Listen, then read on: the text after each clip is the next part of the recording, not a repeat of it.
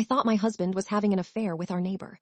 The truth I discovered after his arrest made me question everything I believed about love. The day my husband was arrested, our entire neighborhood came outside to watch. Police cars, handcuffs, television cameras, children whispering, adults pretending not to stare. I stood on my front porch frozen. One officer looked at me with sympathy. Another avoided eye contact. My husband, Liam, turned around just before they put him into the police car. He only said one sentence. "Please don't sell the house." Then they drove away. The news spread within hours. Local businessman arrested for financial fraud. Millions missing. Possible prison sentence. Everyone assumed the same thing. He had been stealing for years, including me. Within days, our friends disappeared. Parents stopped letting their children play with my son. Even my own sister told me to divorce him immediately. Then there was our neighbor. Her name was Rachel. She had recently moved in. Young, beautiful, always talking to Liam, bringing him coffee. Sometimes they'd stand outside for hours while I was at work. I had accused him of having an affair with her countless times. He always denied it. Now I was certain they had been partners in whatever crime he committed. I filed for divorce. 3 days before the hearing, Rachel knocked on my door. She looked exhausted. She handed me a small metal box. "Liam asked me to give you this only if you stopped believing in him." I almost slammed the door. Instead, I opened the box. Inside was a USB drive and a notebook. The notebook contained names, dates, bank account numbers. The USB contained videos. The first video showed Liam speaking directly to the camera. "If you're watching this, it means everything went wrong." He explained something unbelievable. 2 years earlier, he discovered his business partner had been using the company to funnel money for an organized crime group. Liam secretly contacted federal investigators. They needed proof, years of proof. If anyone suspected he was cooperating, our family would become targets.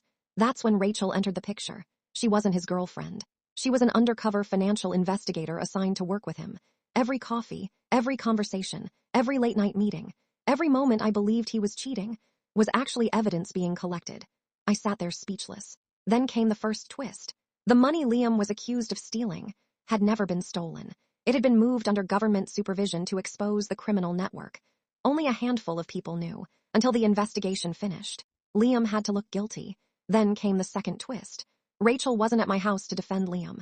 She was there because the investigation had ended. 43 people had been arrested, including Liam's business partner. The charges against Liam were already being dropped. The news simply hadn't been released yet. I couldn't stop crying.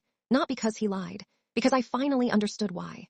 Then Rachel handed me one last envelope. Inside was a letter.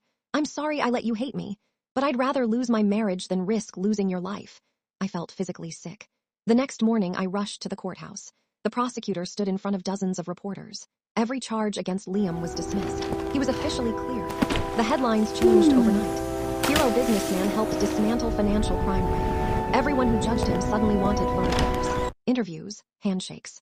Liam ignored all of them. He walked directly toward me for several seconds. Neither of us spoke. Finally, I whispered, "I filed for divorce." He nodded. "I know. You should have told me. I wanted to. I just couldn't." I expected him to beg. He didn't. Instead, he quietly said, "If you've fallen out of love with me, I'll understand." That broke me more than anything, because even after everything, he still cared more about my happiness than his own. 6 months later, we renewed our wedding vows, not because everything was perfect, because trust had to be rebuilt, one promise at a time. Today, Rachel is one of our closest family friends. Every anniversary we laugh about how convinced I was that she was stealing my husband. She always jokes, "I was, just not in the way you imagined." Sometimes the truth arrives too late to prevent heartbreak, but never too late to rebuild what really matters. What would you have done if you believed your spouse was cheating, only to discover they were risking everything to protect your family? Would you have forgiven Liam, or would the lies have been too much to overcome? Comment below what you think.